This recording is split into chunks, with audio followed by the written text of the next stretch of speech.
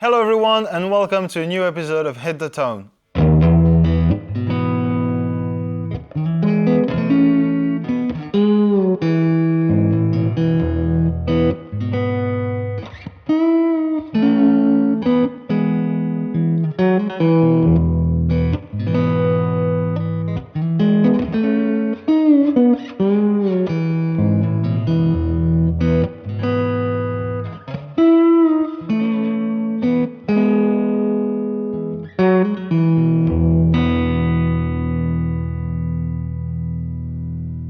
Hello guys and welcome to a new episode of Hit the Tone on Thomann's Guitars and Basses. If you're new to our channel, welcome. What I'm doing in this format is taking bits of songs, intros, riffs and try to give you all the tools you need to hit the tone. So if you're new around here and you don't want to miss the next episodes, please consider subscribing to the channel and liking this video. Thank you very much in advance. And now let's get started with today's song, which is Angeline by Ariel Posen.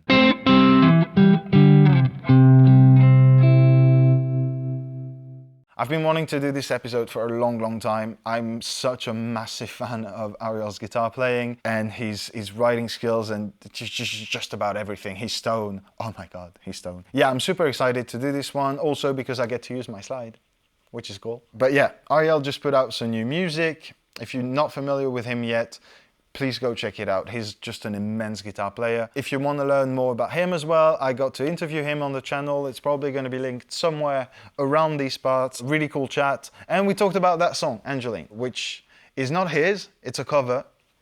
And I think the arrangement that he did for it is just heavenly. It's just incredible.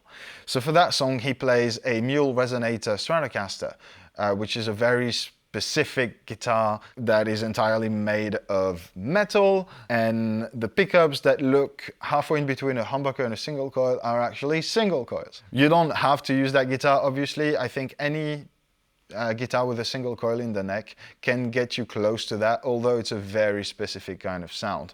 But I decided to go with my Strat, my older Strat. You might be familiar with her at this point, and it's sporting a lipstick pickup by Seymour Duncan in the neck. So I'll be using that because it's a lot brighter than my usual single coil setup, and that is our basic sound.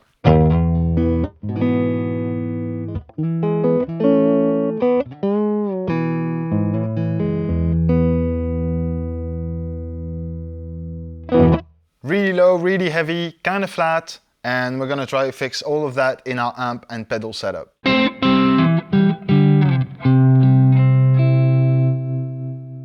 Now Ariel is a man of really good taste, and he plays really expensive rigs, really great sounding rigs, but it basically has at least 1-2 rock stack, if not 2, usually 2, stereo, and then another amp, I think it was using Victory, that he kicks on just for tremolo.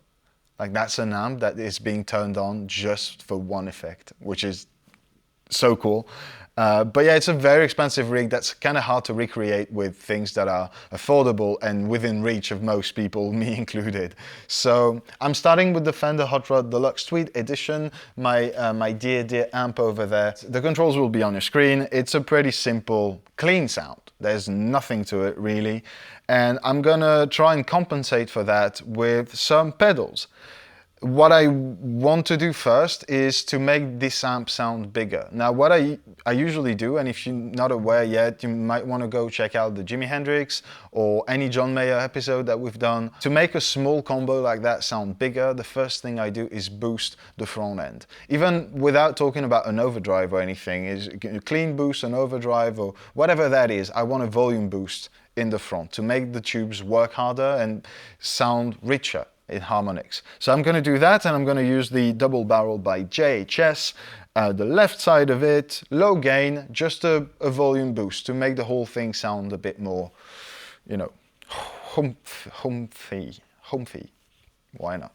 Ariel obviously uses his own signature pedal, the Broadcaster AP by Hudson Effects, which is a preamp, an overdrive, a distortion, a fuzz, really whatever you want it to be. It's such an incredible pedal. I got to play it once at a friend's and it's just mind-blowing. But We don't have it here, we don't stock it, unfortunately, so I had to find kind of the next best thing. So what you want for that kind of overdriven sound is a hard clipping pedal. So not something that's kind of soft and mellow like a tube screamer, that's very, you know, soft around the edges kind of thing. We want something that's raw, that's just brute force. And for that, I'm using the EB10 by Walrus Audio, which is, again, one of my favorite pedals. I'm using the pedal both as a boost and an EQ because Ariel tends to dial in his amps very, very dark. Like his fuzzes, his overdrive, everything is like super dark. Maybe too dark for some people. I'm personally a big fan of it,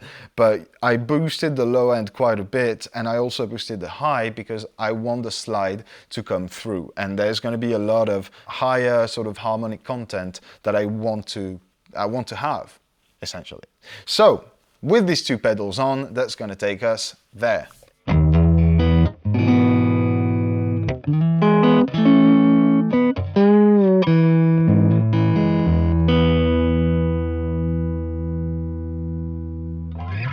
It's a lot of everything and I'm very aware of that. This is definitely not the kind of guitar sound that you'd want in any mix. There's a lot of everything. So if you have another 15 guitar tracks in there, that's probably super wrong. But in a trio sort of context, like guitar, bass, drums, it's just like so much of everything. That's just really cool. And now because I'm also using just the one amp, I kind of want to give it a bigger sense of space. So I'm gonna add some reverb to that. I'm not sure if there is reverb on the version that I'm basing all of this on, which is, by the way, his live Familiar Ground. The solo on it is just mind-blowing. So if you don't know it, go check out that version. But yeah, want to make the whole thing sound even bigger, so I'm going to add a bit of reverb. That's going to be my Strymon Flint in the 60s mode, everything pretty much at noon, so pretty generous, and that's going to take us there.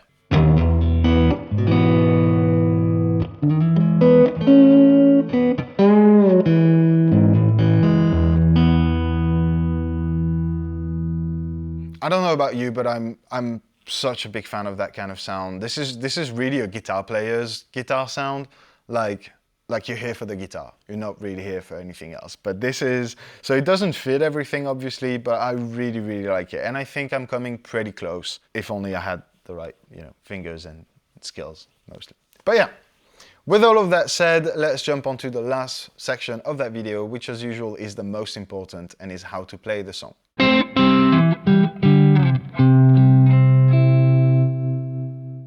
Very quickly, before we get started, I just want to mention that everything that I'm using today, as much as some of the recommendations at different price points, will be linked in the video description down below. Now, obviously, to play the song, you're going to need a slide. At this point, that was pretty obvious. You also need to keep in mind that this is tuned in C# standard. So 1.5 step down from your E standard. That also means that you're probably going to need to adjust your string gauge. Not only because it's down tuned, but also because slide usually requires a different kind of action, something that's a little bit higher to avoid fret noise. So right now I'm sporting a 1260, so that's pretty heavy. I like my action high in general, so that works for me. Maybe you'll have something a little bit lighter on yours. It's all a question of personal choice at this point, really. So yeah, C# standard, don't forget your slide, and let's start with our fretting hand.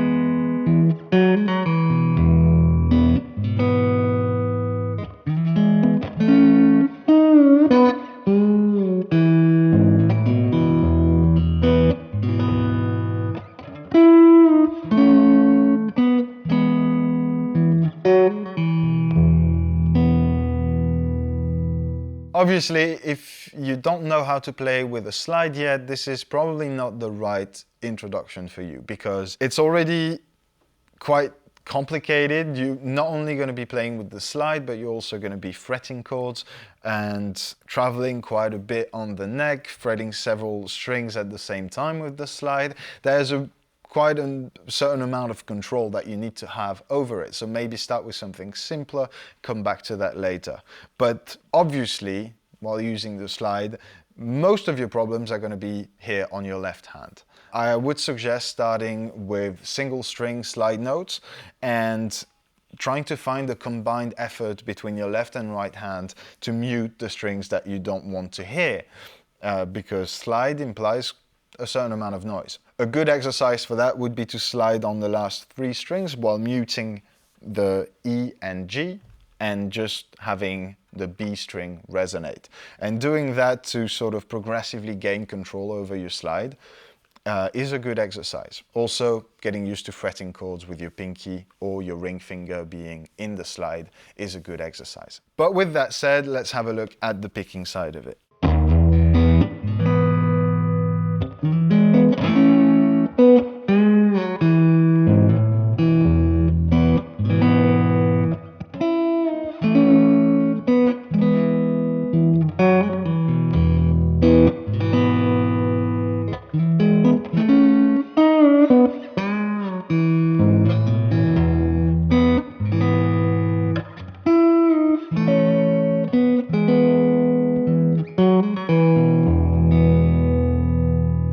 Now, this is an executive decision. I chose to finger pick the song completely, not using a plectrum, but I think Ariel does use the pick on the low C sharp and then uses finger for the rest of the strings. Not 100% sure about that, but yeah, I'm just more comfortable not holding anything. What I was saying about the slide being the more complicated aspect of this song is obviously valid for your right hand as well. If you're starting to learn it, you're gonna realize very soon that your right hand matters as much as your left one when you're playing slide, because it's going to be muting a lot.